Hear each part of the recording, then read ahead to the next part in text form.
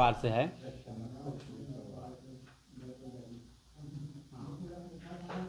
यहाँ जैसे मेरे पापा को नक्सली मारे हैं 2006 में।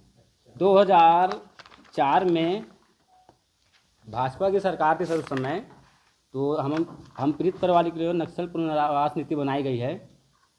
नीति के तहत परिवार को पुनर्वास करने का समय सीमा 90 दिन का निर्धारित किया गया है जिला स्तर में। अगर 90 दिन में कार्यवाही कुछ परेशानी होता है तो यह राज्य स्तर में 60 दिन का समय सीमा दिया गया है। लेकिन इसमें नीति के तहत शासकीय नौकरी, आर्थिक सहायता राशि, मकान और 7% देने का प्रावधान था 2004 के नियम में। मकान और 7% के लिए हमारे द्वारा जिला स्तर से लेके मुख्यमंत्री निवास तक कई बार पत्राचार किए, आंदोलन भी किए रायपुर में। आंदोलन करने के बाद सर हमारे रमन सिंह जी जो है हमारे समर्थन में आए थे। उसने कहा था कि हमारे शासनकाल में जो नीति बनाई थी उसका लाभ हमको मिलना चाहिए। फिर सर ये 2019 में बापू की पुण्यतिथि पर मुख्यमंत्री भूपेश बघेल जी ने नक्सल हिंसा से पीड़ित परिवार को मकान देने के लिए घोषणा किया था। इस घोषणा स्वरूप सर 2020 में जिला पुनर्वास समिति निर्णय लिया है, जिसमें कुछ पीड़ित परिवारों को मकान देने का समिति का निर्णय प्रावधान खुद बता रहे सर, जिसका मैं 2021 में पुनर्वास समिति निर्णय लिया था 35 लोग को।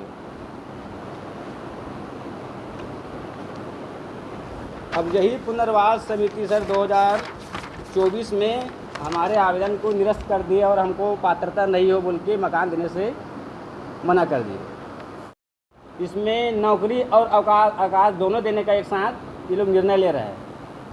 कोंडा गाँव का हो गया सर, यह आपको कोंडा गाँव में जो मकान मिला है नक्सल पुनर्वास के तहत, कोंडा गाँव में सर ये है आपका कोंडा गाँव में पुनर्वास समिति मकान आवास सब दे रहे हैं। ये आपका कुछ लोगों का मकान मिल भी चुका है यहाँ कोंडा गाँव में। राजनाथ का बोले अदर जिला बोलो, तो वहाँ की समिति निर्णय ले रहे हैं, हमारे यहाँ बोलते हैं कि गलत निर्णय ले रहा है। तो सर कार्रवाई किसके ऊपर होना चाहिए आप ही लोग बताइए, अदर जिले के जिला पुनर्वास समिति कि हमारे जिले की पुनर्वास समिति पर? ये मकान दे रहे हैं कुछ लोगों को, अब हमें बोलता है मकान देने का निर्णय प्रावधान नहीं है। तो नक्सल पीड़ित परिवार से सर हमारे लिए पुनर्वास समिति 2004 से यहाँ सत्ता शासन बनाई गई है। पुनर्वास समिति के तहत शासकीय नौकरी, आर्थिक सहायता राशि, मकान 7% देने का प्रावधान रखा गया है। लेकिन हम लोग को समय सीमा के भीतर सिर्फ शासकीय नौकरी और आर्थिक सहायता राशि प्रदान किया गया था, लेकिन अन्य सुविधा मकान और 7% अभी तक नहीं मिला सर, जिसके लिए हम 20 साल से कलेक्टर ऑफिस से लेके मुख्यमंत्री निवास तक चक्कर काट रहे हैं। लेकिन उसके बाद भी हम आंदोलन किए रायपुर में। आंदोलन करने के बाद 2019 में बापू की 150वीं जयंती के दिन मुख्यमंत्री भूपेश बघेल ने घोषणा किया था कि नक्सलवाद से पीड़ित परिवार को मकान बनाकर देंगे। उसके फलस्वरूप सर 2021 में जिला पुनर्वास समिति द्वारा हम 35 परिवारों को मकान उपलब्ध कराने के लिए निर्णय लेकर 900 वर्ग फीट के लिए ये कागज़ निकाले थे सर। अब इसी के लिए हम 3 साल से हम और लगातार मांग करते आ रहे थे। इसी संबंध में हम अभी वर्तमान 4-5 महीने पहले मुख्यमंत्री और गृह मंत्री से मिला था मैं, उसको भी समस्या बताया तो बोले कि हम जल्दी तुम्हारी समस्या का समाधान करेंगे।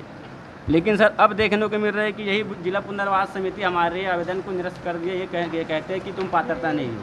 हमारा कहना ये सर, जब पात्रता नहीं है तो जब पुनर्वास नीति छत्तीसगढ़ में एक है, अलग अलग जिला में ये पुनर्वास नीति लागू है, उन लोग को मकान नौकरी दे रहा है, हमको क्यों दे रहा है?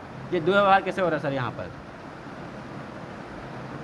हमें चाहते हैं सर, जैसे रमन सिंह जी हमारे समर्थन में आंदोलन में रायपुर में समर्थन किया था, मीडिया में बयान जारी किया था कि हमारी सरकार बनती है पीड़ित परिवार को लाभ तत्काल दिया जाएगा।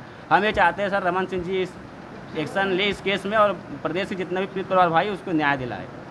जी आगे क्या रणनीति बना रहे हैं, क्योंकि अभी लंबा संघर्ष हो गया? जी हम आगे सर अभी देखते हैं सर 1-1.5 महीना, और उसके बाद हम सीधा रायपुर सीएम हाउस में जाके चुपचाप धरना बैठेंगे सर। क्या करेंगे सर, हम तो कुछ चारा है नहीं है।